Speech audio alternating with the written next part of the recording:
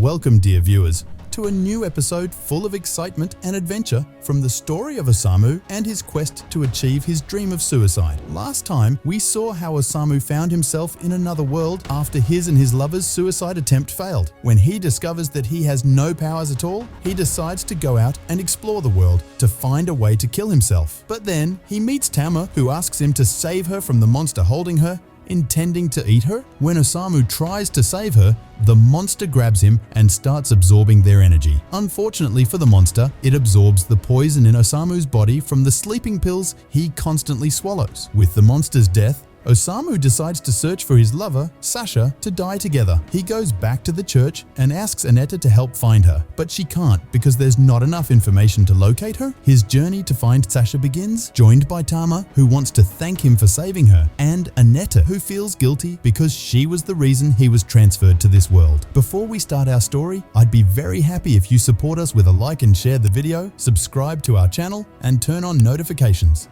Let's get started. We see Tama and Aneta dragging the coffin where Osamu is sleeping. When they get tired, Tama leaves the coffin, yells at Osamu, and asks him to get up and walk instead of torturing them. But Osamu doesn't respond, so Aneta anxiously asks if he's dead. Aneta examines the coffin and replies that he's just sleeping peacefully. She grabs the rope and says there's only a short distance left to the city. On the other side, we see Osamu sleeping in the coffin, dreaming of his lover Sasha, saying he won't give up until he finds her, and they die together. Osamu wakes up from his dream to Tama's voice, telling him they've reached the city. Osamu gets out of the coffin and finds himself in the heart of the city, surrounded by strange-looking people and creatures, thinking he's been transported to another world. Aneta suggests they go to the castle to meet the king. After a while, they find themselves in the castle, meeting the king, who introduces himself as Thomas and his daughter as Charlotte and allows them to stay in his castle. They thank him for his hospitality, but he tells them he has one condition. They must tell him a story from their adventures because he loves hearing travelers' tales. Osamu smiles and offers to tell him about his experience sleeping in a coffin. The king freezes at Osamu's strange response, so Aneta intervenes and changes the subject, talking to the king about his daughter Charlotte. The king proudly talks about his daughter, saying she's getting married soon. With a gesture, two men enter the room, and the king introduces the warrior as Gomez and the poet as Otto. He explains that because of his old age and the increasing power of the Dark King, he wants to choose someone to marry his daughter and take over the throne. He asks them to choose one of the two since Charlotte hasn't decided yet. Osamu responds that he doesn't know. He asks in astonishment how he can make such an important decision affecting his daughter's life, letting strangers decide, and tells him he's unfit to be a king with such illogical behavior. The king is shocked by his words and leaves, saying he has no right to judge him since he's not from this world anyway. Tama and Aneta quickly apologize to the king for Osamu's behavior. At night, we see Osamu sitting on his bed, staring at the moon. Aneta asks if he can't sleep. He replies that he has never been able to sleep well. After a moment of thinking and hesitation, Aneta asks about Sasha, but Osamu keeps looking at the moon without answering.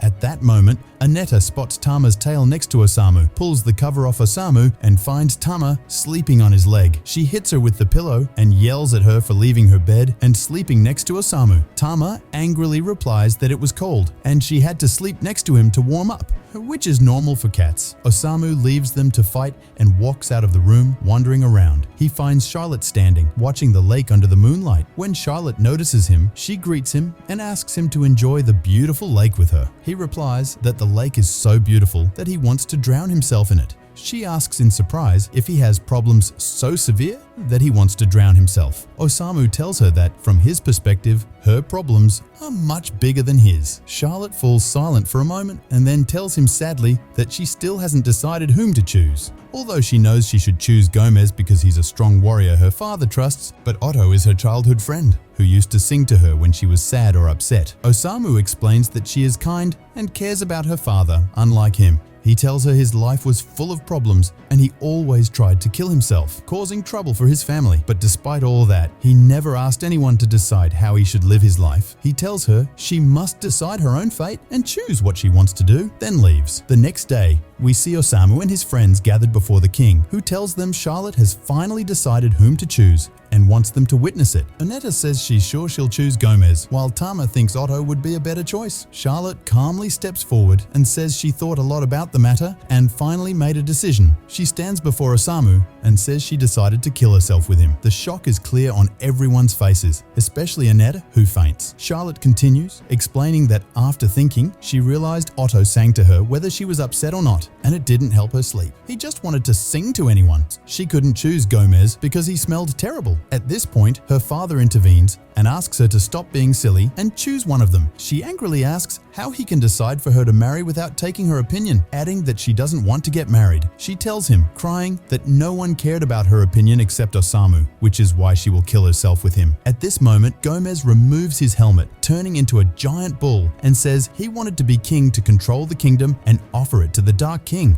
not imagining he'd be exposed because of his smell. Osamu looks at Charlotte and asks how she knew Gomez was a disguised monster. She replies she didn't know, she just said he smelled bad. Gomez angrily says he doesn't need the throne because he will kill them all. We see Tama trying to wake Annette up from her faint. A group of soldiers attacks Gomez to protect the king, but Gomez defeats them all with one blow. A piece of the broken pillar flies toward Annette, but Tama grabs her and runs away quickly. In a split second, she attacks Gomez, delivering a powerful kick to his face, telling him she will face him herself. At this moment, Otto offers to help her by singing his new song, but it has no effect. Gomez charges at Tama with his horns, but she ducks and counters with a swift kick and punch. However, Gomez is unaffected by Tama's blows and manages to wound her with his steel horns, smiling arrogantly, saying he will finish her off. At this moment, Osamu interrupts and asks Gomez to kill him and Charlotte first. Gomez is surprised by Osamu's sudden request, and Charlotte's face shows clear anxiety. Osamu repeats his request, asking Gomez to kill them first with his seemingly strong horns. He explains that since Charlotte freed herself from her stupid father's control and chose to kill herself with him, he wants to fulfill that wish. Gomez laughs maniacally, saying he doesn't mind granting their wish and will kill everyone, become king, destroy the city, and kill all its inhabitants. Osamu replies that he doesn't mind because they'll die anyway, so there's no need to worry about what happens after they're dead. Charlotte's hesitation is evident as she looks at Osamu, but he reassures her they'll finally fulfill their wish. As Gomez charges at them ferociously, the king and Tama try to save them, but Charlotte, who was hesitant,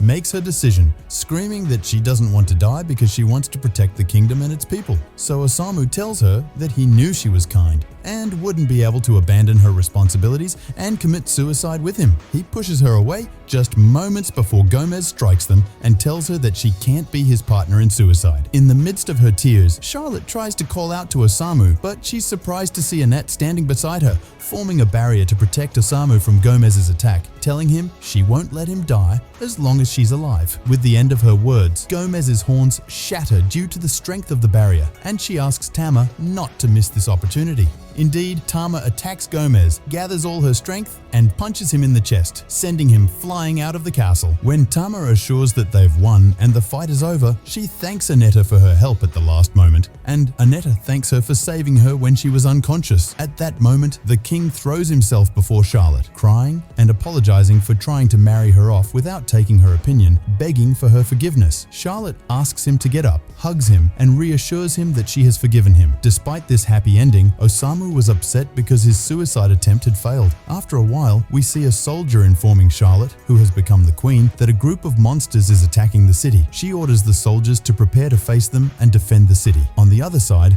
we find Tama and Annette dragging Osamu's coffin, disbelieving that Charlotte became queen at the age of 16. Osamu tells them that this was her decision and there's no need for them to worry about her. Tama tells him, "As long as you're awake, why don't you get up and walk on your own?" But Osamu ignores her. After a while, we see Annette injured in a church, with a nun trying to heal her. But she asks her to help Osamu, who is injured and bleeding first. So what happened to them? What caused Osamu to get injured like that? Will Osamu succeed in achieving his dream and committing suicide or not? We'll find out all this and more in the next episode. Before we end this episode, please subscribe to the channel, activate notifications, and like and share the video. Stay safe and see you in the next episode. And peace out.